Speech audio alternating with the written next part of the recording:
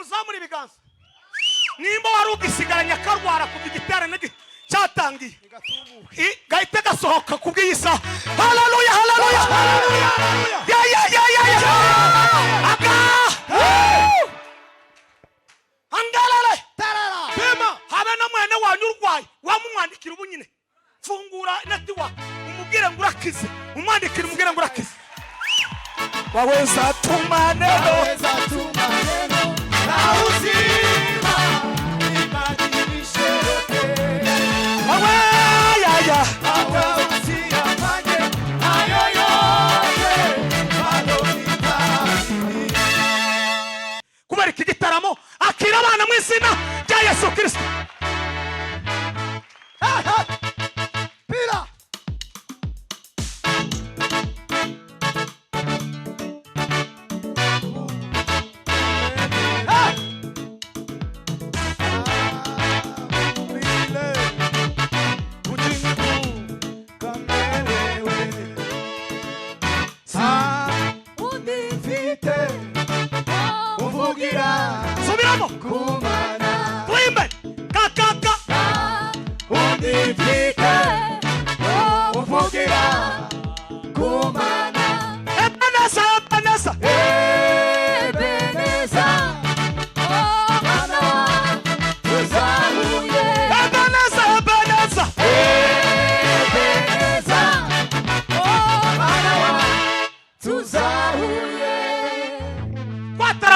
Abiru Bujumbura nyabyo turataramana nawe imyaka yari maze kugenda tarama gutya uzabyara abana kandi abahungu uzababyara none muri Canada arabakiki ndagutangarije uyu mukuta Reveri ijuru na Revera Kado ijuru na Evangeliste Guyereka ijuru na Matayo ijuru na Revera Munyakazi nabo mukorana icyari kibazo ndakurahe nimugere gutya pasuka shida toka niingie katika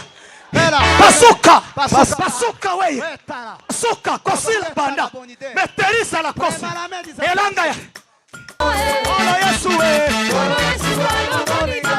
Masia Yesu wana berina Samuacha haleluya ganda ruguru we yashimana we aya kotala he Asana bomo Ola Yesu wana berina Masia baba Masia Yesu wana berina Samura yawa samura haleluya Sama ya Sama Nazili preno ya desafine mori muhuri Adam Yesu Bingu ziki ondoka Echiziki ondoka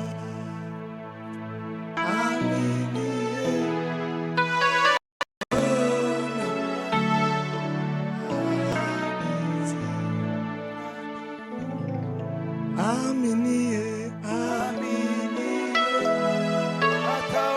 Pakasite Leta Tapipe Shaking the glory Bingu baba Bingu ziki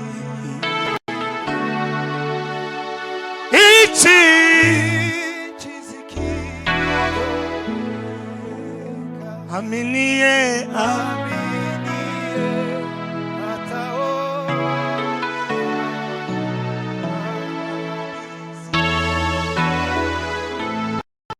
Wanga bwawe buracyari iteka ryose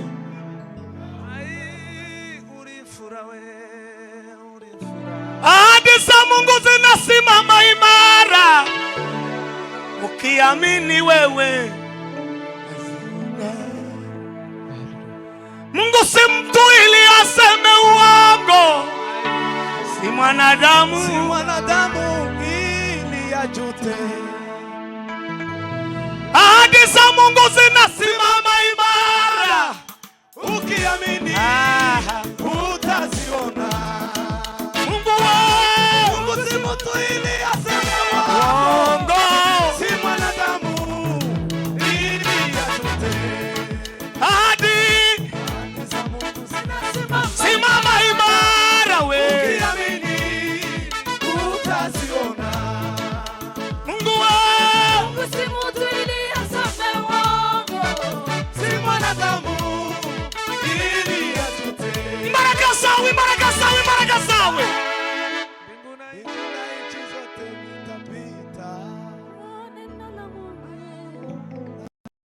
abaritwe Mana ahubwo izina ryawe rihabwa ishubahiro.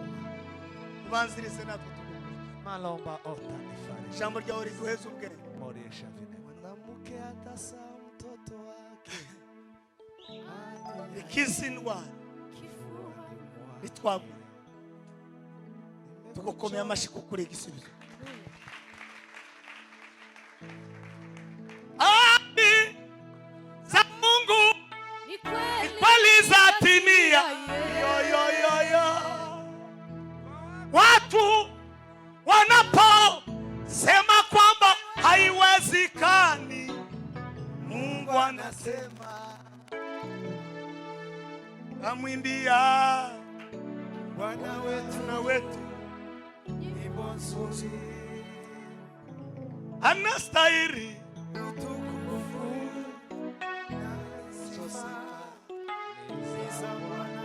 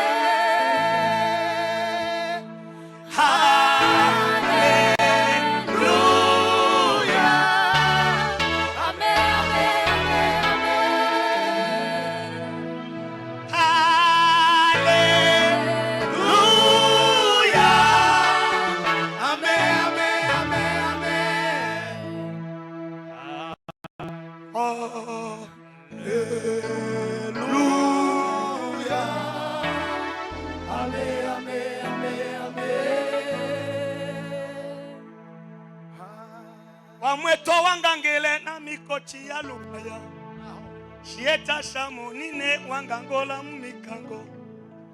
Wamweto wangangele na mikochi ya lupaya shieta shamonine wangangola mumikango.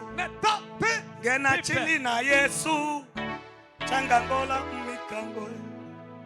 Gena changangola mumikango. Yeme Mazura kada. Dushimira Imana n'amashimeshi n'impundu nishi.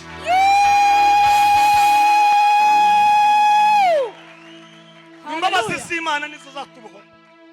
Wamwitu ni Satani. Ngwele aratubosha.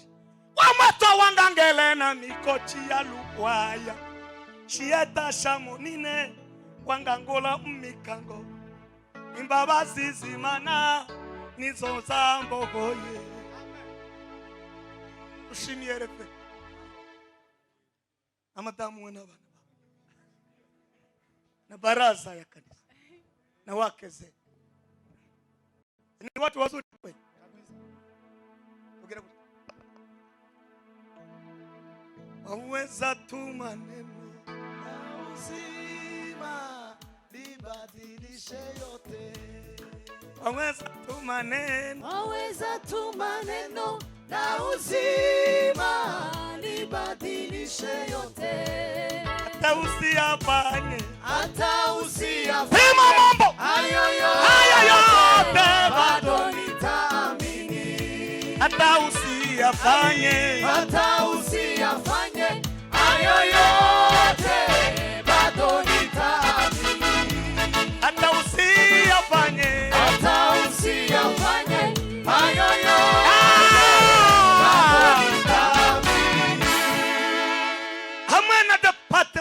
zuru rusengero n'abakristo mwese muri abantu beza muri abanyabwenge muri nitwara gutekereza ijuru na Revera Kado n'ijuru na Evangeliste Rwiyereka n'ijuru n'amatara muri abantu naelewa majina moto nitapita kwenye uvuli wa mauti. Ninawe sitaogopa kamwe. Mungu wangu wanishika mkono, wautuliza moyo wangu. Sina mashaka, wanibeba mgongoni. Waweza tu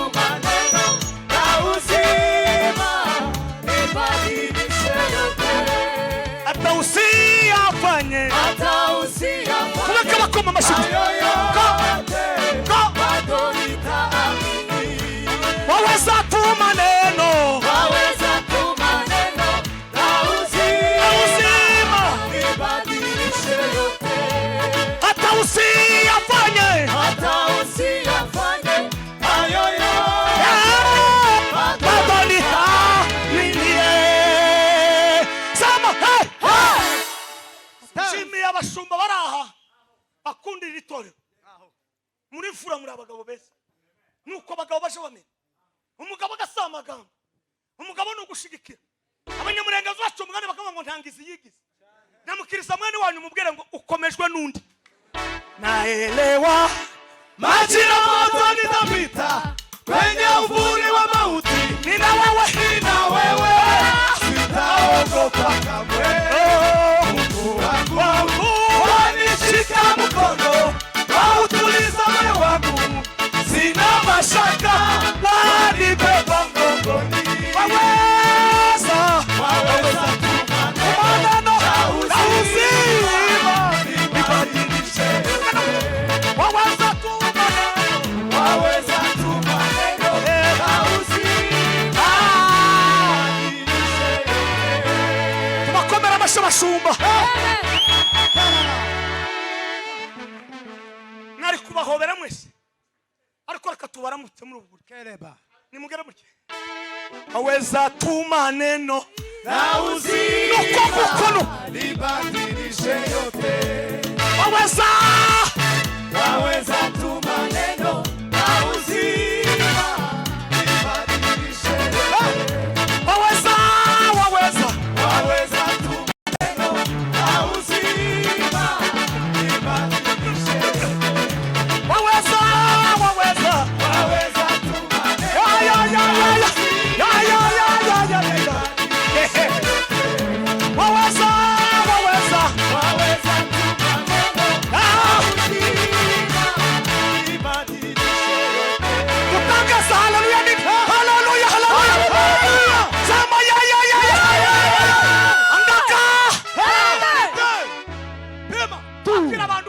online badukurikiranye n'abagabo uzi hanze umuntu hanze mama shahuwe nimuzamure kila tubaki naelewa majira moto nitapita kwenye uvuli wa mauti, nina wewe sitaogopa kamwe. Mungu wangu wanishika mkono, wautuliza moyo wangu, sina mashaka, wanibeba mgongoni.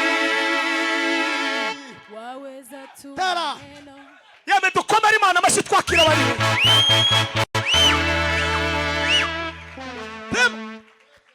tokira rangi kama usikia kilugha karibu dada. Mungu akubariki usisikie salama. Alafu hapa una maono makubwa sana. Mungu zamushaka bageni ukuje mushaka. Waweza tuma neno La uzima, libadilishe yote. Hata usiyafanye hayo yote, bado waweza tuma neno la uzima, libadilishe yote. Hallelujah. Nimuzamuri ibiganza.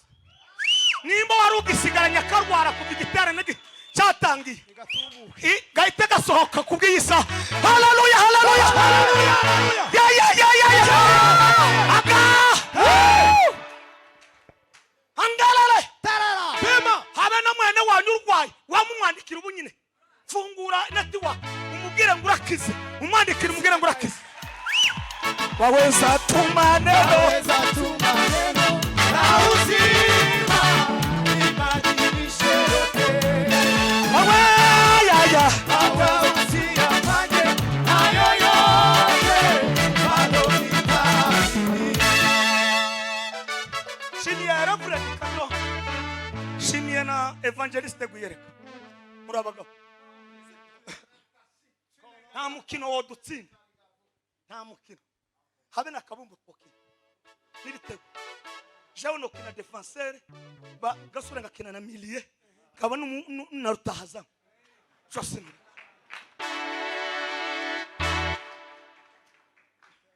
gusikitara dushoboke kuko twaragerageje uwacu ngo yacuruje amaguru y'inkoko nimba hari ubucuruzi bugoye dore yisi yakira ducunda ikubita hirya no hino ariko kubw'urukundo rwawe tuzambuka muri cyo gihugu we tuzavuga ngurakaze mwami we kudukura mu isi y'agahinda tuzavuga ngurakaze kudukura mu isi naje nacuruje umunyu amasoko 5 sinagurisha n'ikirahuri na kimwe habe ni veri ni mu isoko yo mu bidegu nettoyer kandi nimba hari abagabo bazi kuvuga kwiyegereza umuntu gutya no kuvugisha nubwo ufite stress y'imyaka 100 ugaseka ndakurehe tukagura ariko iyo nyine byabaye nk'ibigama gutya uzureba imirazi kandi wanyu ndayibaye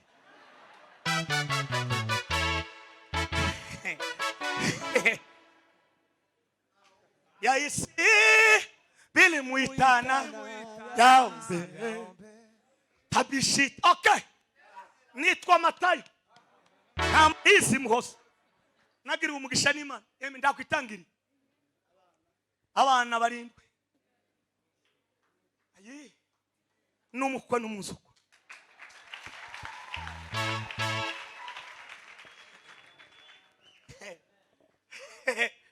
kandi kindi imbikanisa rifite imidugudu na paruwasi nyobo y'abakristo hafi 1000 namahizo mu bibagoro haleluya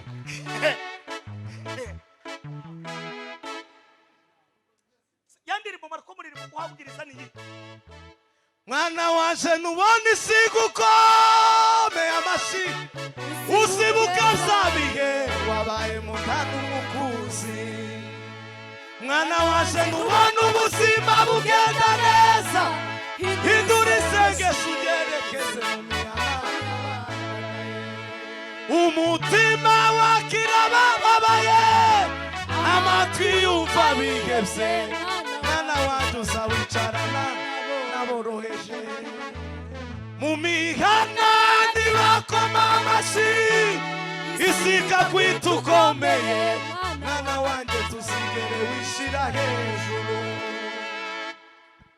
ntuzature ngo sinjuriho ni data wenyine wawe ikaze murije maze utegeka umutima urebe iby'isi nk'igihombo utoza akanwa kuvuga ibifitiye abantu reka nunganire ku umaze kutubwira tuganire kuri topic ivuga ngo ishimwe n'itu shukurani na sadaka turirimbe zaburi pema mambo zaburi ya 50 n'umurongo wa 14 n'uwa 15 zaburi ya 50 zaburi tuimbe zaburi ya 50 mlango wa 14 hadi 15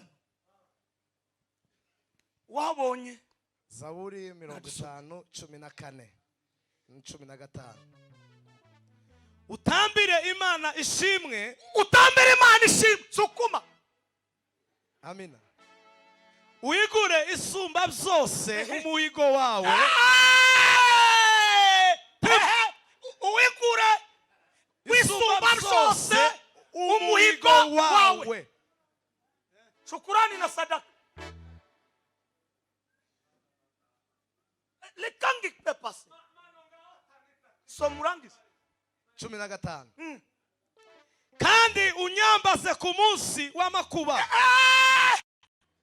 ungakire mu cyanya cy'ingorane cy'amakuba utareve no kuw'ibyago aho nzagukiza nawe uzashimisha.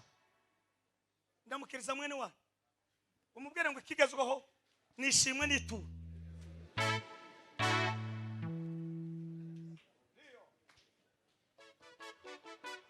Yesu alisema mimi ndimi njia ya kweli na uzima wa milele. Yesu alisema mimi ndimi njia Ya kweli na uzima wa milele. Baba Mungu tengeneza njia. Baba Mungu tengeneza njia. Baba tengeneza njia. Baba Mungu tengeneza njia. Baba tengeneza njia. Ai Baba Mungu tengeneza njia. Baba tengeneza njia. Mbinguni Baba Mungu tengeneza njia. Umunsi wa mbere twafunguye ijambo twaririmbye Zaburi ya 22 na 26 kandi iyo Zaburi ngo ni Zaburi ya Dawidi.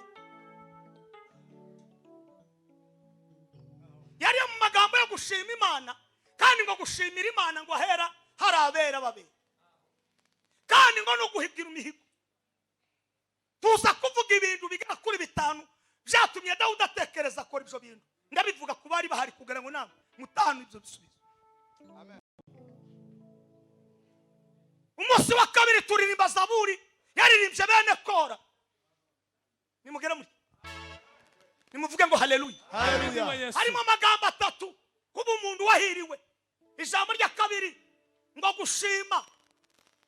Irya gatatu ngo munzu y'Imana. Nubona ugendanye n'umunyamahirwe uzagira amahirwe, ariko nugira ka ukagendana n'umuntu ufite akajagari kazagufata. Ntangaje muri risho Imana iguhuze n'umunyamahirwe. Amen.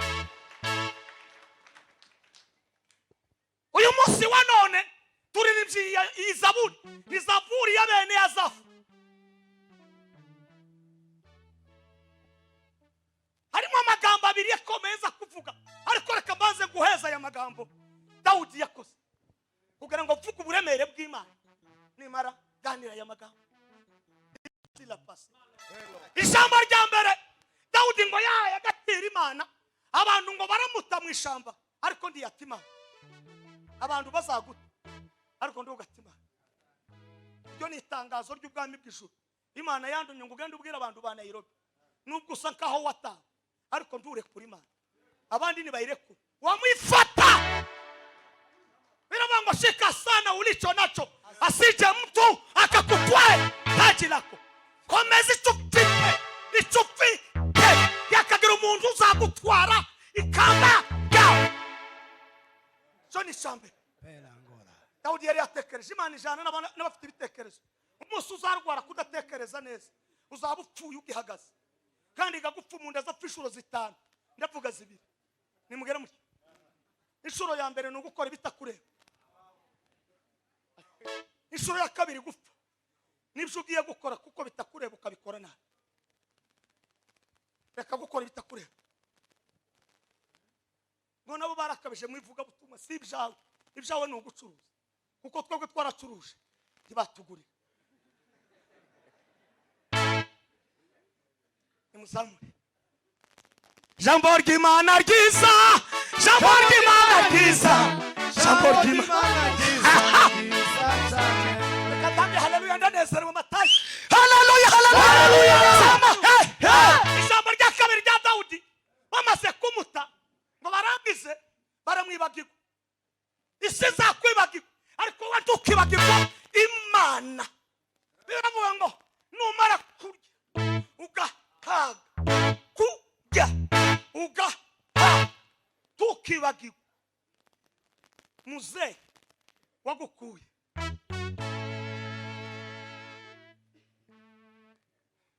Kwibagirwa n'indwara dokteri ukora kuri Kenyatta hospital atakuvura, wowe wenyine wigoronzora numara wama wikurayo uhura n'umuntu ntuhindukire. Ye ukatuwe mukira Adamu, ye ukatuwe mukira Eva, ye ukatuwe mukira Adamu, ye ukatuwe mukira Eva. icya gatatu cya Dawudi we twari tukwiye kuzakora anniversaire ya Dawudi. No kuri kwimana mu ijuru iyo tuza kumenya abuzukuru n'abuzukuruza ba Dawudi ho bari twama tugana umunsi umwe dukoze ifaranga abatuye muri Kongo n'abatuye mu Rwanda n'abatuye no muri Kenya n'abanyamerika twama dufataga abagabo 100 barimo n'abadamu ka 50 n'abakobwa ndakurahiri tukaja muri Israel cyo twobwira Imana cyose twavuga ngo twaje gukora anniversaire ya Dawudi. Habe n'abanyesiraheli bo kwikanga bakavuga ngo abanyabwenge bari ku isi n'abagabo ibisogade Bibiri ivuga ngo kwibuka umukiranutsi wiki wima ngo bigirike bigira umumaro. Ndamukiriza mwene wa mubwira ngo jo bibuka bakiranutsi. Ubundi tuvuze Dawudi reka tuvuge nabi wacu bo kwibuka Muzehe Rukema w'umuhanuzi na Muzehe Kabundi tukabibuka twarangiza tugakora anniversaire yabo hatufanye makosa kuko nabagabo ntitwavuga ba Dawudi gusa. Umunsi umuza wicara uvuge Imana ya Kado uyivuge uvuge Imana ya Munyakazi uyivuge nurangiza uvuge niya Matayi tangaza kiraba reka tange haleluya gira nkomeze vuga icya gatatu ni muzamuri ibiganza bakiyafite amaboko abiri muyamanike kandi muyahetse haleluya sema ya kanga mambo icya gatatu Dawudi ngo ndiyati ibikoresho hakuacha vyombo dagi ugubuze ibikoresho kandi inzu ubuzira ibikoresho muno harimo abadamu bazi gute kuva nagenda ivuga butumwa ariko abagabo babo nabo gushimirwa bagahabwa ituro ndakurahiri kuko iyo ushatse nabi ubutangiye kuja kuzimu kwa Satani waweza tuma neno la uzima libadilishe yote. Waweza tuma neno, waweza tuma neno la uzima libadilishe yote. hata usiyafanye hayo yote bado nitaamini. Kanga mambo pema wewe utarashaka ndagusenge Imana izaguhuza n'umugore mwiza. Apana aho muri iki kinyejana azama kukabiriza akakubwira ngo tusohoka muno mu hati itangaza umugore watanze mu munani ukamuzani wabo kandi abagaze bakuvugisha swata akagenda ubundi bizaje gutanga swata bikavaho ubundi wa gatatu uza guhura nuriya muri kumwe warashwigiri none ni mutuze mumanuke naelewa maji na moto nitapita kwenye uvuli wa mauti, nina wewe sitaogopa kamwe. Mungu wangu wanishika mkono, wautuliza moyo wangu, sina mashaka, wanibeba mgongoni. Waweza tuma neno la uzima libadilishe yote. Nimuzamura sema haleluya sema ya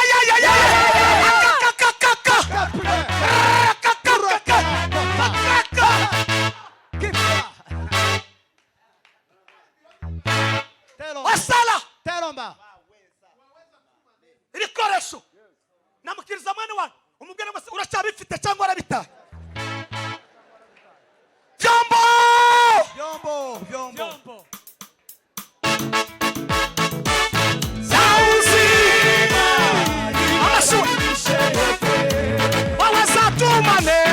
waweza tuma neno la uzima libadilishe yote. hata usiyafanye hayo yote bado nitaamini.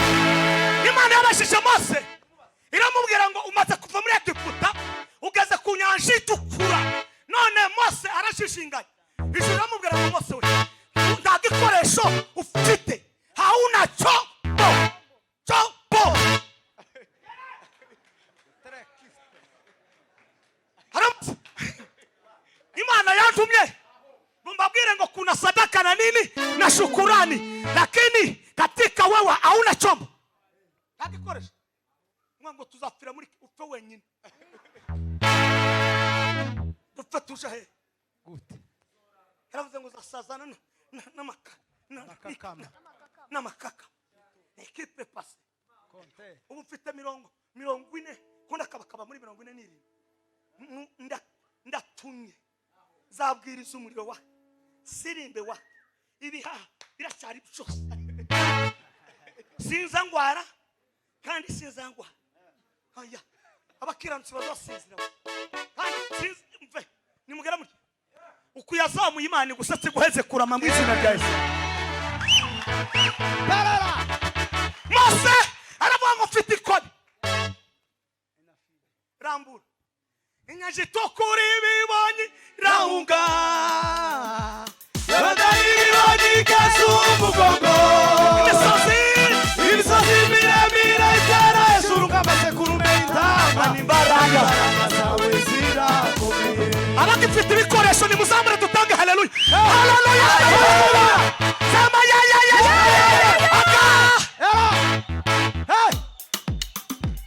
inyaje tokuri bibonye rahunga Yodani kasumugongo imisozi miremire itara isuruka amasekurume intama n'imbaraga zawe zirakomeye. Inyaje tokuri bibonye rahunga Yodani kasumugongo imisozi miremire itara isuruka amasekurume intama n'imbaraga zawe zirakomeye.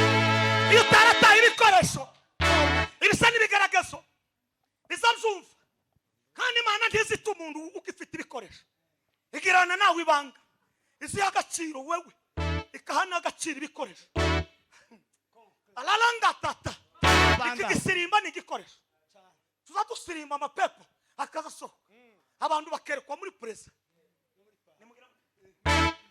umusara babo wawe mwiza niwe amahanga yatuguriye igorogota wavanye iminyago wirokeye mu maraso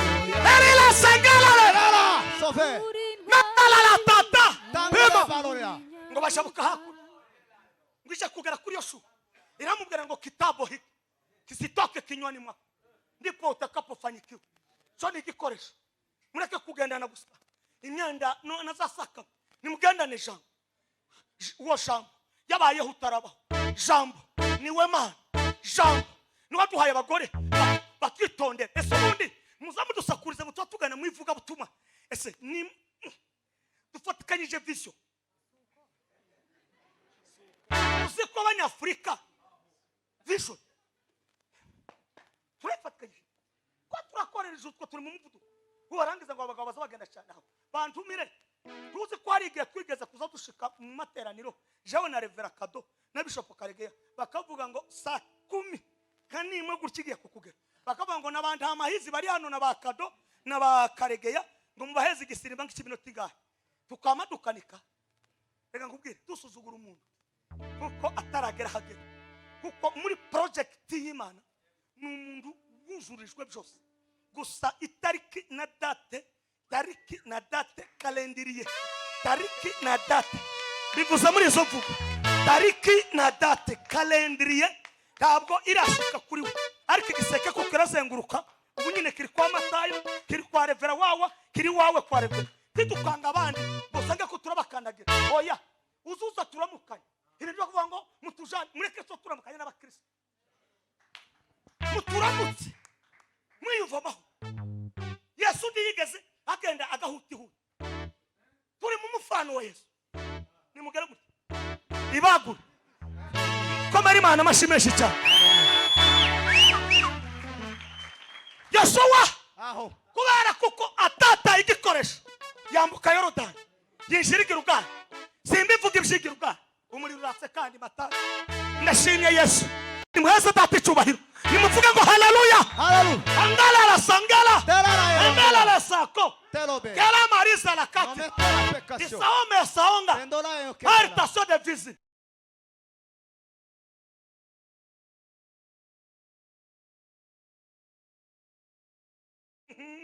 Ngomba kurekura ibintu byose kavidura mukabisigara. Abandi badutumira Kinshasa tukabajanira ibindi. Ubugani imisi bika ko twasezerana. Tugiye kugenda hanze.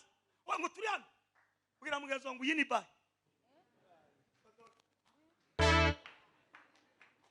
Kanga mama!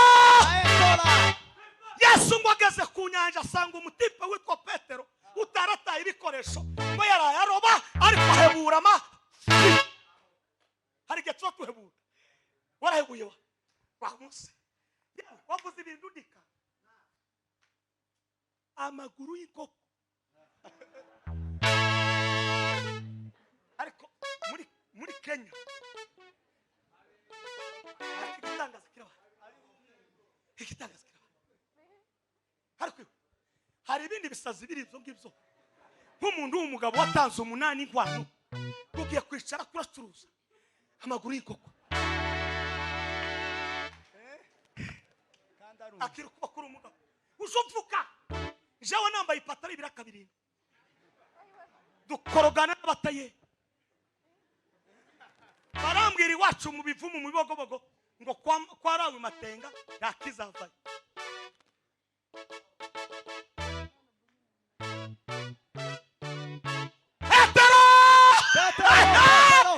Petero we Petero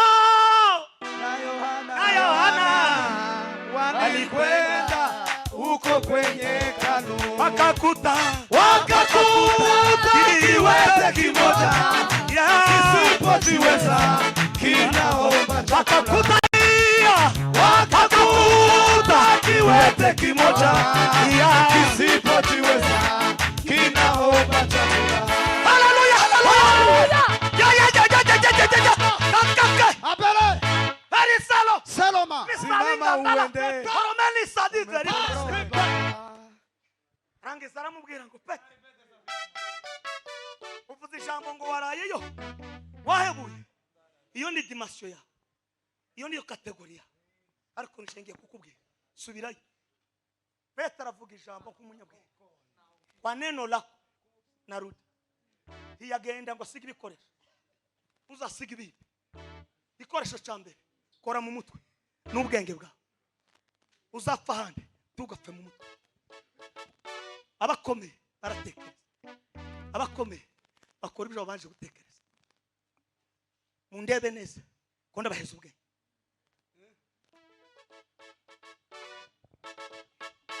Bisa hasigaye ibindi bibiri kuri Dawudi. Nimara manuke ukurane na sadaka. Nindangize nsinge subiza umuyobozi w'agahunda. Hanyuma twama dusirimba umuntu azayereka umuntu undi yereka nuko saa 12 udafite harara yamaguma mu rusengero. Yakiba. Haleluya! Haleluya! Ayiwa! Hello. Yes, muheza orientation. Orientation. Amo orientation. Orientation.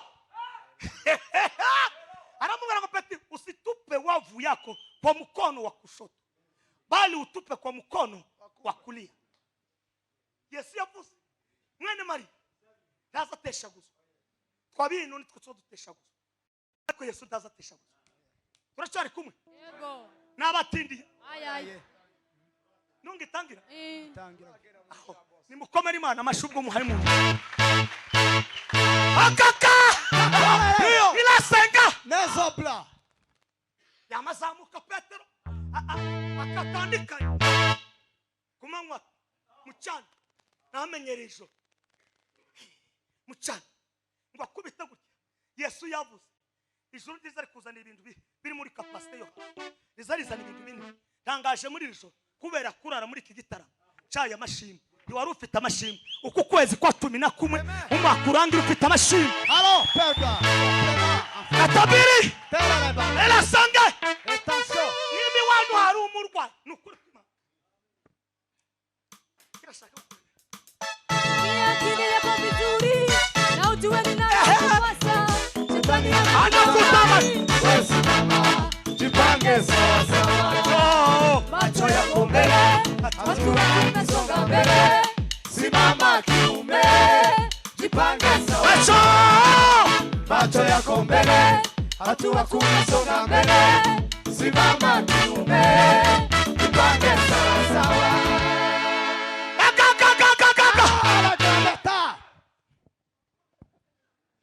Aste natinza se kusota ndatangi munda mukristo sawa macho yako mbele Hatua kumesonga mbele. Simama kiume. Jipange sawa sawa. witwa nyabasita yo bega izina ryiza we akira ukuboko genda muri Amerika macho yako mbele Hatua tumesonga mbele. Simama kiume. Jipange sawa sawa. macho Macho yako mbele. Hatua kumesonga mbele. Simama Kiume, jipange sawa. macho yako macho yako mbele. Hatua kumesonga mbele. Simama kiume. Jipange sawa sawa. Petero ngo abone ibihamvishira mu rushundura Brule. ngama koma induru yamahamagara Andreya iri ni itangazo uku kwezi ugiye guhamagara abantu kubitangaza Imana igukoreye muri rizo Ananiya ugiye guhamagara urahamagara abashara bawe uhamagare banyokorome uhamagare ndetse n'ishuti zawe n'abakologi mwiganye ubabwire ngo ibindi Imana inkoreye hakika ya Mungu barahamagara ni itangazo ry'ubw'ijuru uku kwezi tikurangira Imana itaguhaye igisubizo cy'ishimwe ugiye guhamagara abashakiriye ni mukomera karuri Imana Alo. kanga Mambo. hasigaye bibi babaragarutse Yesu aramubwira ngo peti nilikuwa nakupa huduma nikonyeshe mimi ni nani tukibwira umuntu mu magambo uzamubwire mu bikorwa kuko ibikorwa bisha bivuga kuca amagambo kandi nurangiza kumubwira iyo tariki uzayandike hari kintu kitazacibagirana amagambo yibagirwa ariko ekri kizayibagirana abantu bose bandika barakomeye abantu bose bandika nibo bandika ibitabo abantu bose bandika nibo bagira amateka nukorerwa ibitangaza n'Imana iki giterane rusengero bashumva muri ahanga mugane mwicare aya mashimwe yose ayabanga ndabona mufite kamera mwagize neza muri abagabo ubundi ugomba kumenya isi ndi igomba kugusiga bagomba kugera mu bahinzi bagasanga uri bagera mu borozi bakubise y'umuti wagera mu bantu bazi faranga zose zamoko y'isi uri bagera ku bintu bifite niteza mbere account ya bank ukagira nk'izi kazitatu KBC Equity shiraho iyindi wagera kuri momo ugatunga momo warangiza M-Pesa Airtel Money wagera Tanzania ukamwishira tuzi gisizo ya muri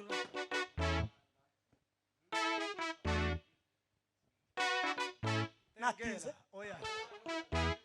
ni muzamu dukomere Imana amashimeshise igisubizo kiraboneka ko tata ibikoresho poteza vingine usipoteze vyombo pangila Terera. mwese mwavukiye muri Kongo yenyu wa Kongo mwavukiye bamwe turabizi habe nabi wanyu mugira agatsike ariko wahuye n'ibikoresho umusatsi wawe uri mu kugera muri colonne vertebrale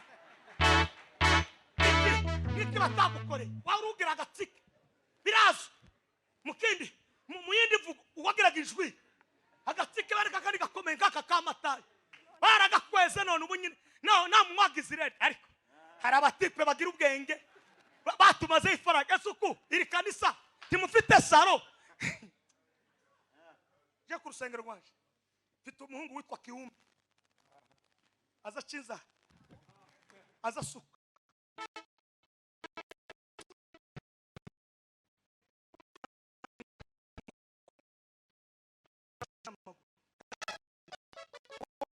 batura baramavuga ngo icyo ni utabakiya imitsi zakomeza ikuri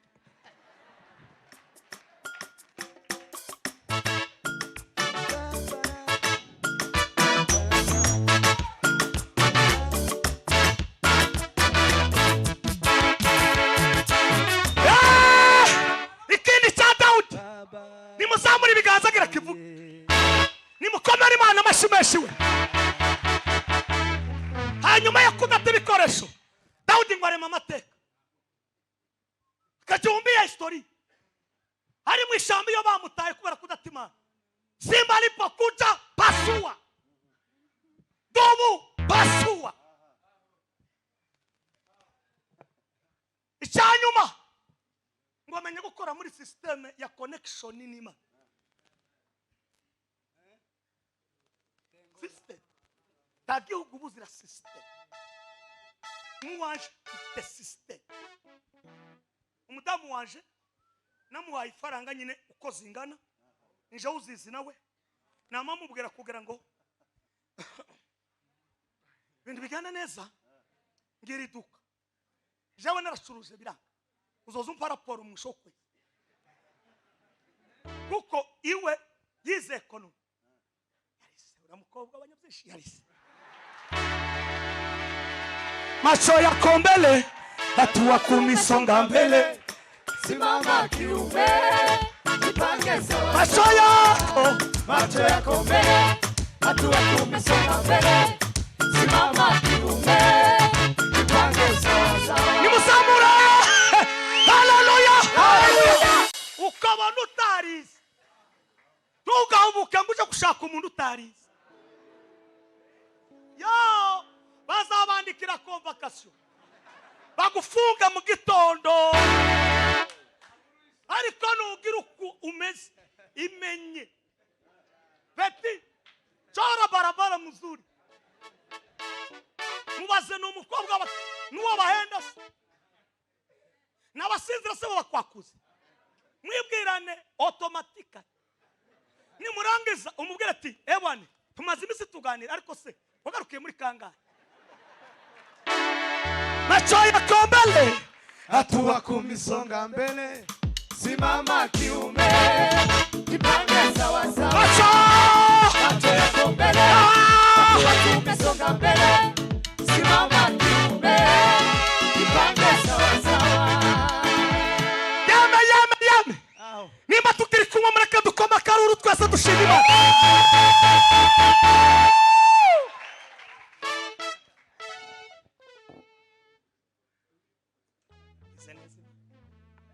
yo kandi jewe umusiza muhamagara gitondo mjutse ngiye kumwe icyayi kamuhamagara saa 6 muri lunch kamuhamagara saa 9 kamuhamagara bava mu gitara kamubwira ngo abana bameze neza kera mwari okay wowe umeze ute so tuvugana ngamenya kode kandekera ngo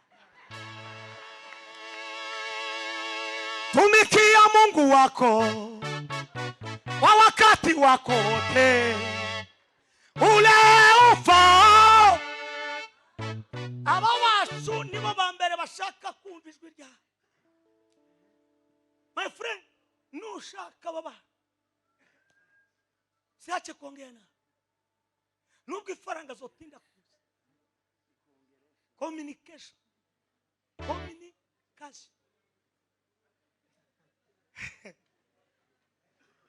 ukwaza sura ko tubwira ngo titwize wa ariko ma shima kwatuzanye yoja kuguma mu bibogobogo nimba yo bimeze kwimba ni umusaza rukoki w'ibikoti bimwe ngasa n'umuntu wikoreye ikiba cinani cy'umuyange cyangwa cy'ingeregere. System Dawudi ngo agira system ya connection ijuru. Ngo arangize ngo akora ibintu bitatu. Ikintu cya mbere ngo akora umushinga wo kubaka Imana. Shukurani na sadaka ndinji. Ngo arangize kubera ibyo yakoze Imana iramubwira ngo stop. Ntabwo warangaye mu gushaka. Mu bana bawe nibo bazabikora. Ariko reka mbabaza abahungu muri abashiki bacu muri mubwira ngo bashaka kwena bande. Mumeze gutari muri mwenyine cyangwa muri kumwe n'ibindi. Ariko jani mu gutangana kuri kose mu. None sereka babwi isi ikitwa ibintu byinshi ndavuga bitatu. Ikintu cya mbere ubukira bwa mbere n'abantu. Nimubona abatipe bacu bashinwa naho batari kandi abantu benshi n'aba engineer ariko gukora ibiraro zabanani abashinwa harimo abazi isoko baketse nubi no rozose ko barasiya muri Kongo bari abatipe bambarakaritse gutya twabwe ibyo tugezeho numwe musanga umwana washaka gukera cyari gitinyu akamakubitira kabutura muri mwenyine waba muracari mwenyine habe n'Imana kumwara yihumi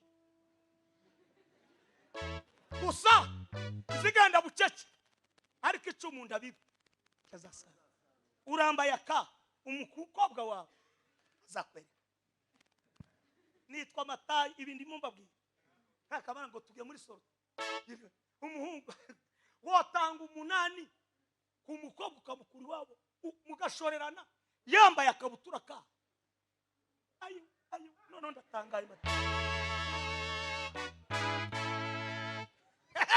mumumenye mumwiyaka uyo shetani ukaenda Adamu na Eva tashagire gawe nabuna kitula besha no kuteranya mutayemere mutakolwe agabatera mumumenye mumwiyaka uyo shetani ukaenda ya shagi nabunowe nabuna kitula besha akuteranya mutayemere mutakolwe agabatera ino wabikolo yako namna hii sema ya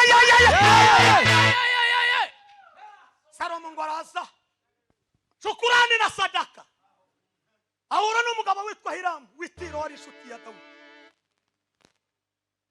bakubitana gute Isirayeli yamuhaye umurage mwisi amusezerana aramubwira ngo uzipange sawa sawa hari inshuti zanje twakurana umugabo witwa Abiyari uvuka Anatoti wabo wa Yeremiya Anatoti habaga abanyabwenge n'abantu bazi kwihuta gukora ikorwa kandi ngo baraboroze habaga n'amata menshi muri Yerusalemu na Anatoti ngo ni mailo 3 sukuma neno linadumu pasuwa mambo watu wapate hekima pandila sika kotani komesa bahura na Hiramu iwabo wa Hiramu itiro ngo habagiza haba hakaba n'ibiti ngo bitagaza bibora ngo iyo babyubakishije Nyelezi ya Lebanon aramubwira Hiramu ashimira Salomo akamubwira ngo hashimwe Dawudi Imana ko yamuhaye umwana w'ubwenge umva ikintu kiza kiba muri introduction discussion hashimwe akubitanye nani na Hiramu witiro ndatangaje rino sho Imana iguhuze n'umuntu w'agaciro agusigira iby'agaciro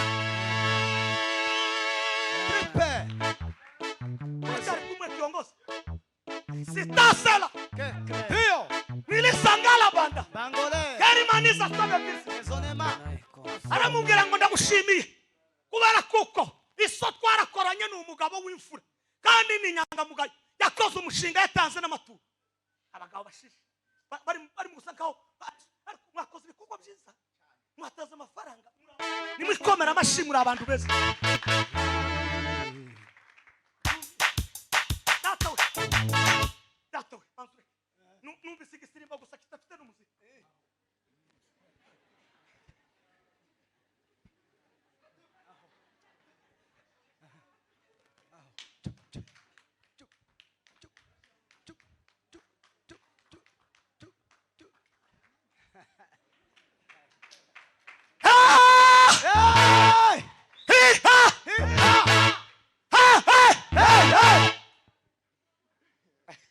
Nibara umurwayi mwana wanyu utunga hatuye uhatunge hakika ya Mungu gira Yesu akora bitangaza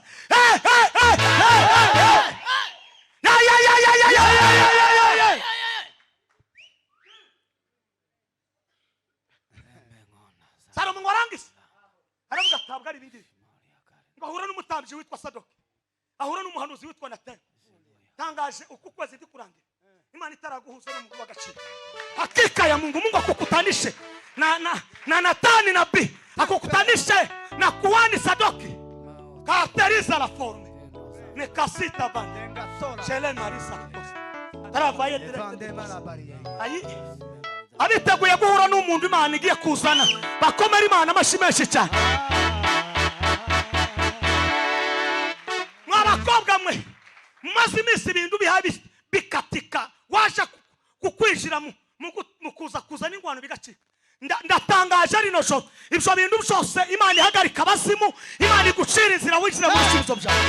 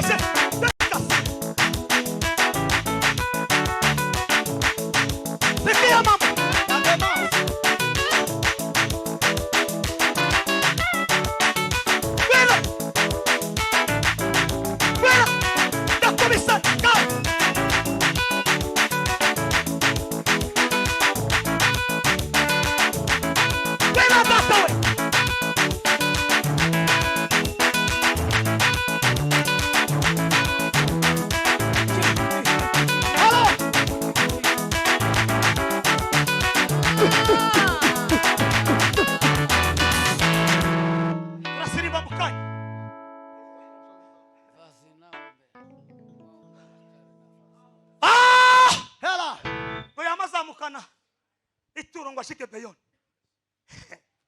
Washaka kumva icyima nivuga. Ituro tari provoka.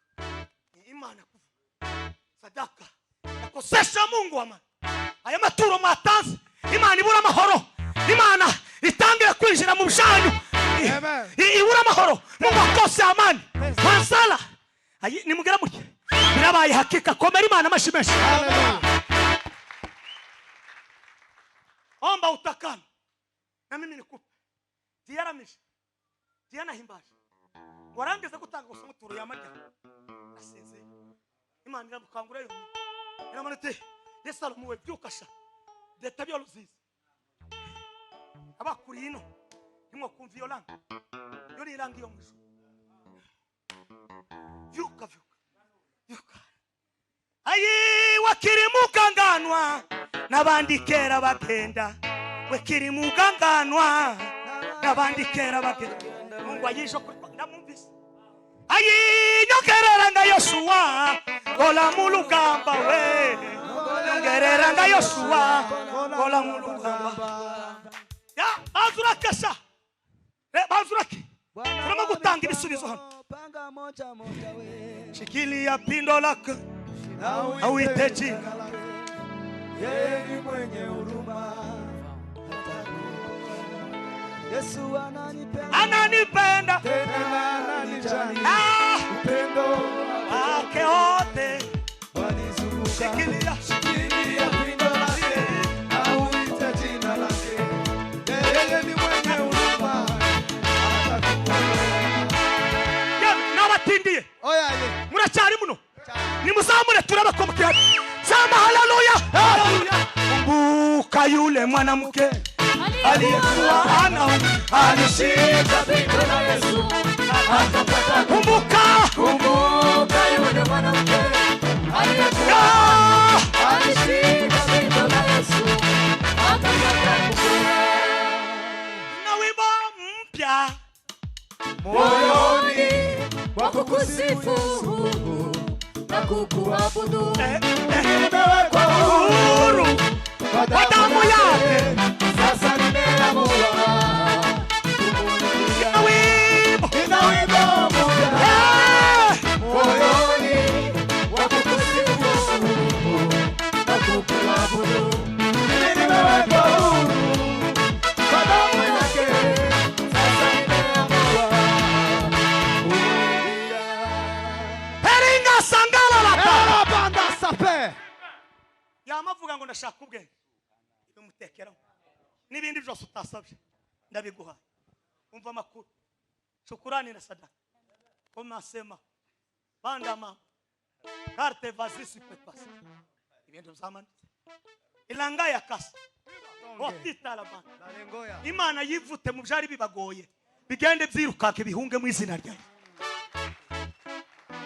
umve Biblia amagambo y'Imana shukurani na sadaka umugabo witwa Noah gako kurya bikabakera cyanya cyagenu mwene witu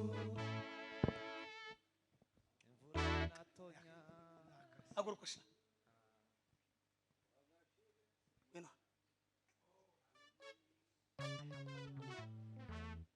yemishati sinziza urebe kuvuga nisiza sinza nambara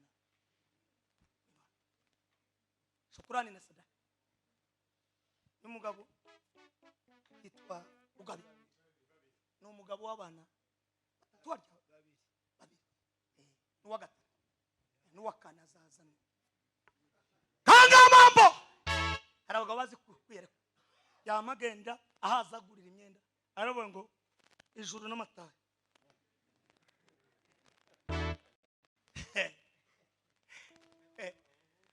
nanga kurya nabi nanga no kwambara nabi nanga no kuryama nabi kuko ibyo byose nabiciyemo uyu mugabo yamagenda arayiza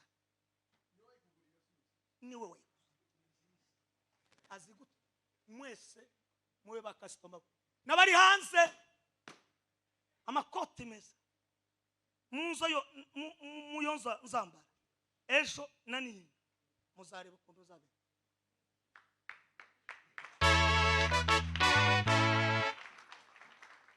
niki kitugoye abanyafurika gwese karamamazi aho nawe uzabikore tukwamamaza abanyesiraheli baraturusha n'abashinwa umunyeseri yovano akaja mu mujyi kuja kugurira wabo naho twebwe ngo nguriya mwene runaka se waba runaka nuniki cyabase ngwahishushu beti umva makuru akira kuboko watuguriye n'izindi shati azita nakuvuga ngo iyo shati ku cyumweru kiriya kiza iyo uzagura iyo zambara mu rusengero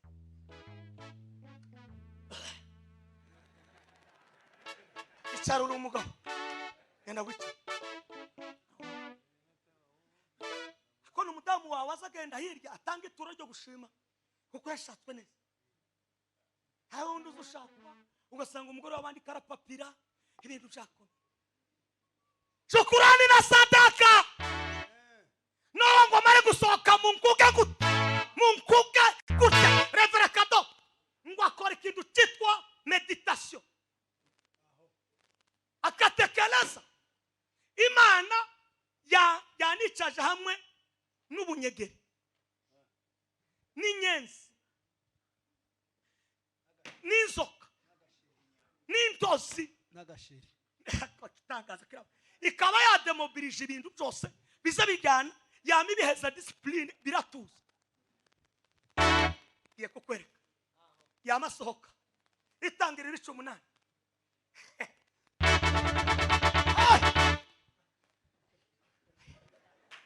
ayitatawe yeme reka tangira ijambo ngiye kuvuga haleluya zibiri nimuzamura ibiganza sama haleluya haleluya ngo atange ituro ngo arangize kuritanga Imana ngo ikora ibintu bibiri ikintu cyambere Imana ya Isiraheli ngo yamihindura system yari yarapanze ngo izamarisha abantu bose amazi buri gihe Imana yamihindura kalendari iravuga ngo no kubera iri turo watanze yo gushima hinduye system nta mazi asura kwica abantu phrase irahindura number 2 ibwira no iramubwira ngo muri wowe hazavamo abanyamugisha ndatangaje rino kuri iri turo watanze Imana igusetse kurusha uko wasetse mu minsi yawe yose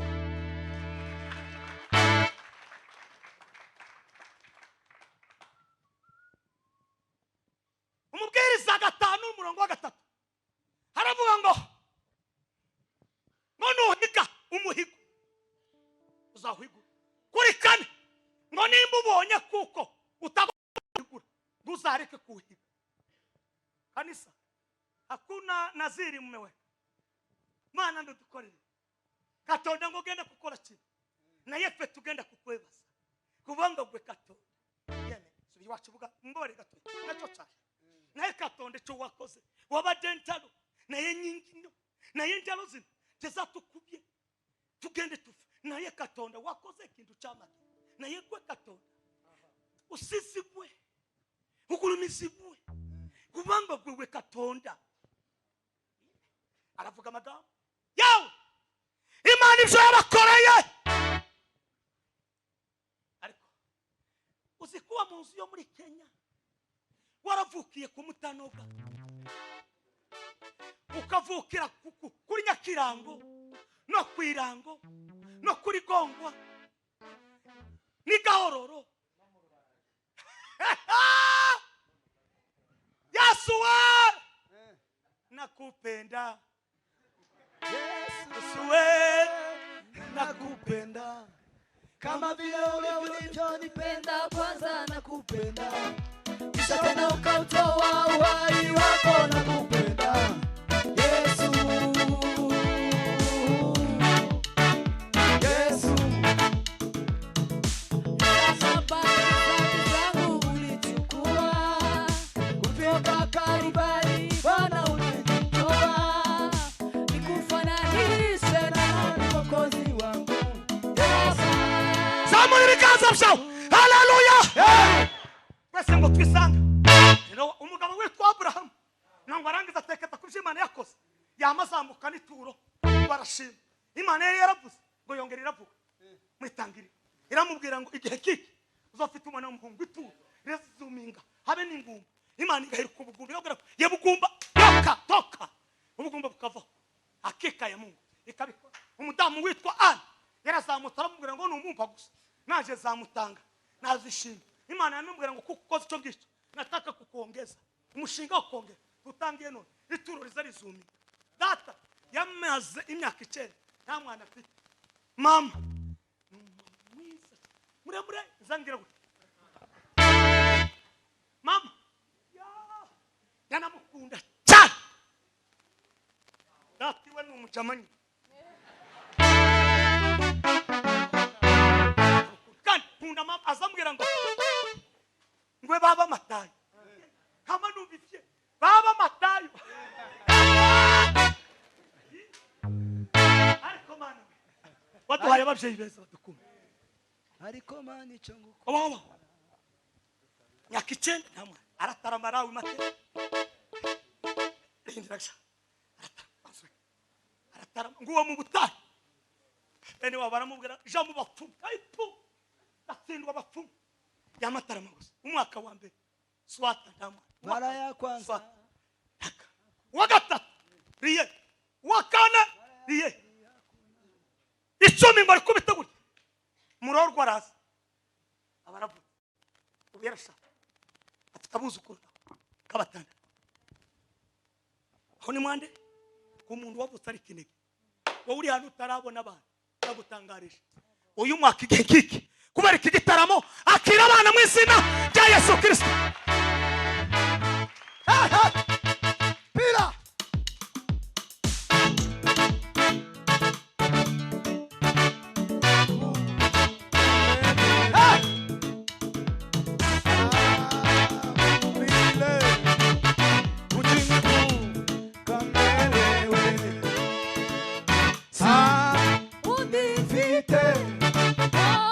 Pira Subiramo kumana tuimbe kakaka undifike uvugira kumana Ebeneza Ebeneza mana tuzahuye Ebeneza Ebeneza mana tuzahuye twataramanye na Nyabiru Bujumbura nyabyo turataramana nawe imyaka yari maze kugenda tarama gute uzabyara abana kandi abahungu uzababyara none muri Canada arabakiki ndagutangarije uyu mukuta reveri ijuru na revera kado ijuru na evangeliste Guyereka, ijuru na Matayo, ijuru na Revera Munyakazi nabo mukorana. Icyari kibazo ndakurahe nimugere mu ngo pasuka shida toka niingie katika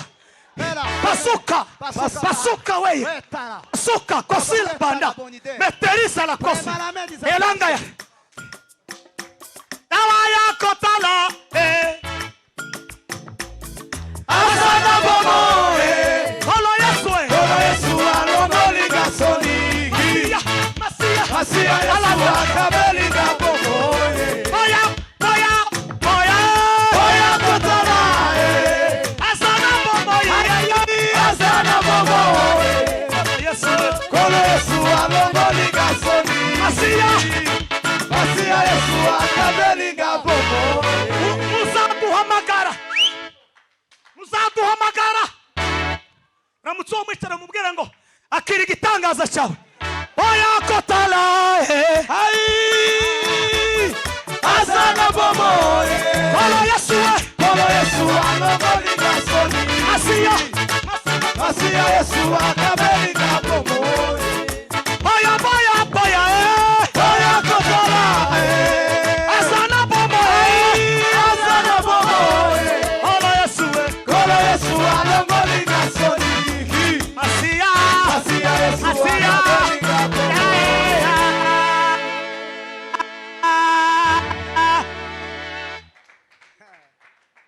numvise neza oya kotala asana bomo Kolo Yesu alongoli gasoni Masia Yesu akabeli gabomo oya kotala asana bomo Kolo Yesu alongoli gasoni Masia Yesu akabeli gabomo hakika kwa neno la Mungu kumugaragu wisumba byose ikibazo wari ufite umaranye iminsi Hallelujah. kubera iki giterane amanutse umuntu uje gupfundikira icyo kibazo wishiye mu bisubizo haleluya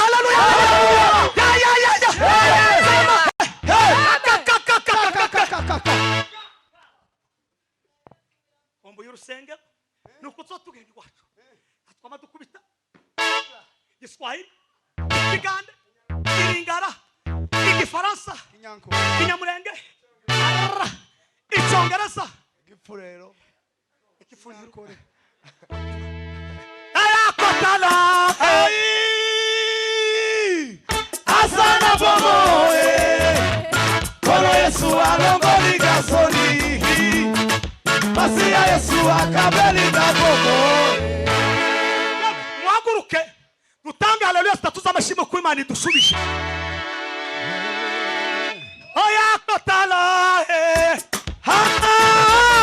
asana bomo Kolo Yesu alongoli gasoni Masia Masia Yesu akabeli gabomo Oya kotala asana bomo Kolo Yesu alongoli gasoni Masia Yesu akabeli gabomo Tubanzirize yewe zamura amaboko Vangeli wowe wawifata gutya zamura amaboko da haleluya umanukiye ila sikalaba mwambie Yesu mwambie haleluya tugende ingi oya kotala asana bomo Kolo Yesu alongoli gasoni Masia Yesu akabeli gabomo Samuacha haleluya genda ruguru we yashimana we oya kotala asana bomo Kolo Yesu alongoli gasoni Masia baba Yesu akabeli gabomo Samura haleluya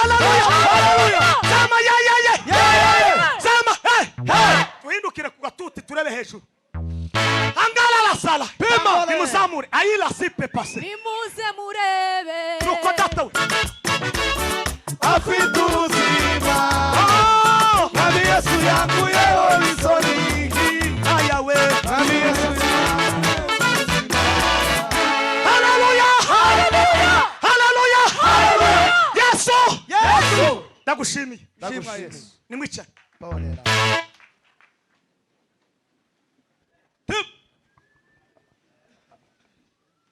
sadaka na shukurani, shukurani na sadaka. Uitwa kwa Samueli Mwana wa Elukana, kulitokana na mama yake Ana. Mama Ana alipanda Shilo ili aombe Mungu ampe mtoto. Mama Ana Alipanda Shilo ili aombe Mungu ampe mtoto. Mama Ana Alipanda Shilo ili aombe Mungu ampe mtoto. hari umuntu usubira kuza kandi ngo tugusengere yakari ibintu byose Imana hari umukubuzi Imana kirakubura nimugera mu cyamwizina rya Yesu ko sita pase hosa Porter. Le maombi ya imani, maombi Mungu anayajibu.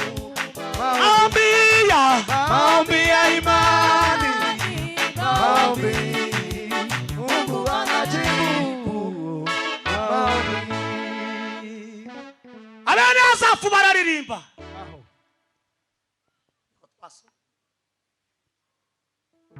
bagamba birakomeye zagutangira ituro namba 2 kandi mushira namba 3 umpigira pigura imihigo nahise ayo mwahise ayo mwahise man nudido yuma era polisi mwene Maria takwataki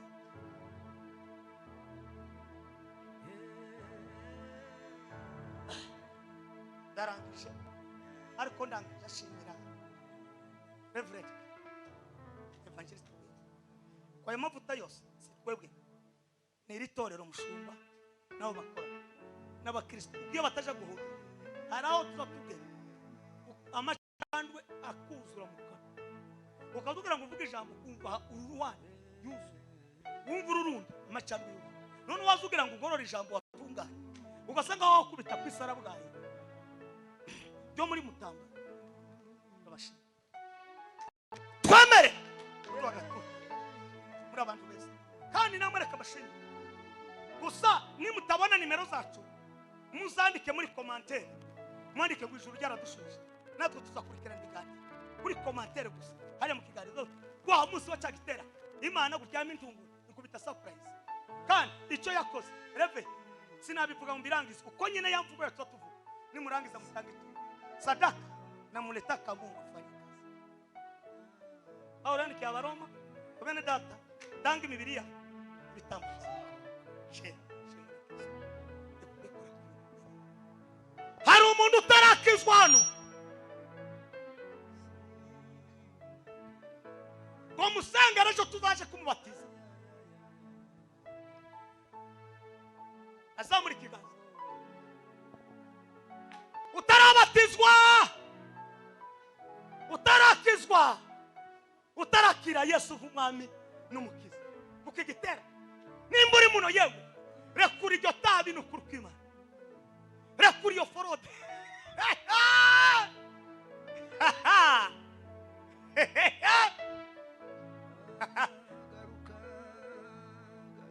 hari warazamura ikiganza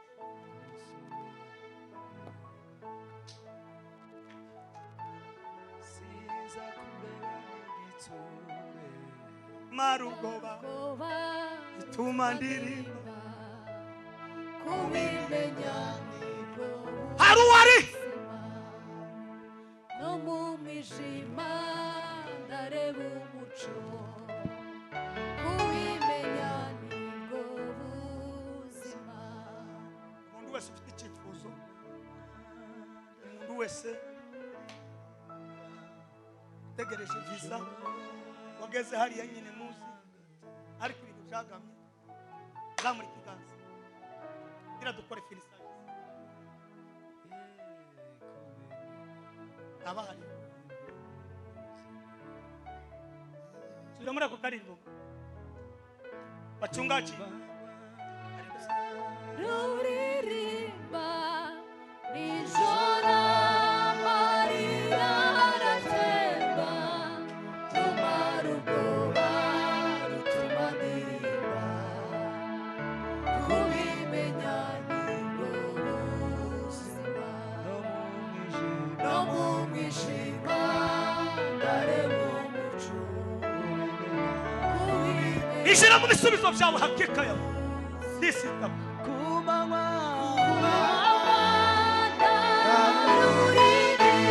pesa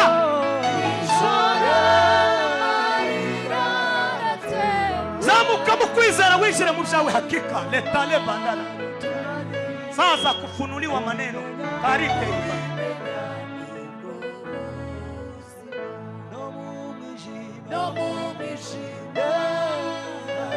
carrière de visa la passe vukamahuri ababishoboye gira abashumba badusenge wachungaji wachungaji wachungaji wachungaji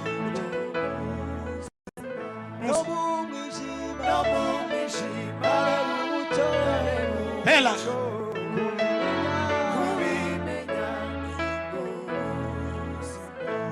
kumangwa autukanye hari ibintu Imana yayikora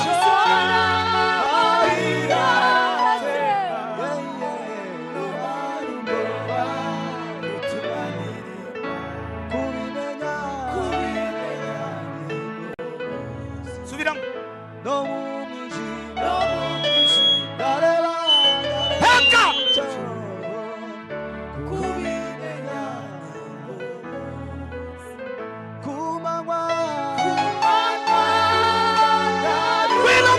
Bueno.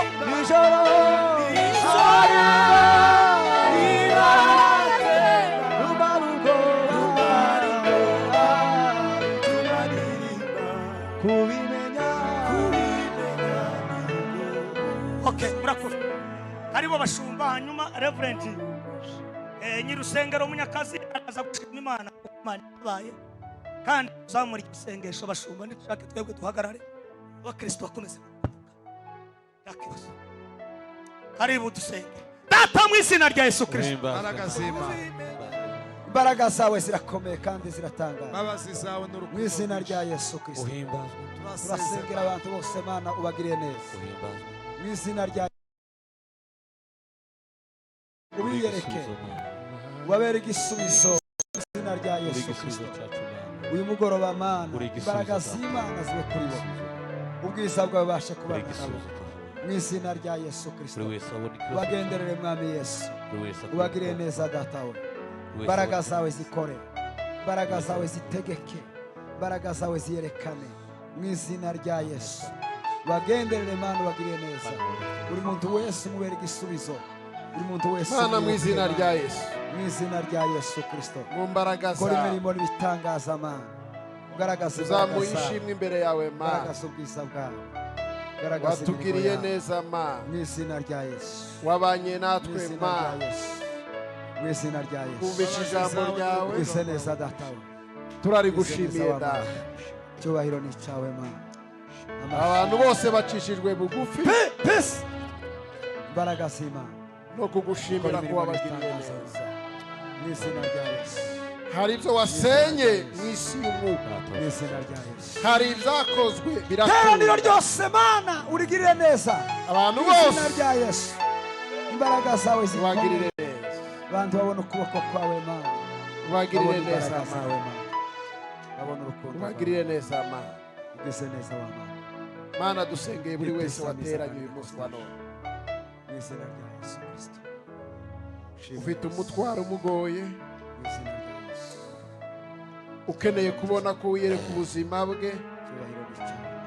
Mana badukurikiye online.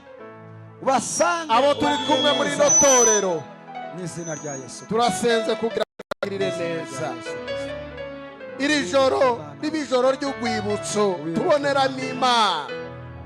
Imana idutsindira intambara, Imana idutsindira ibitugora.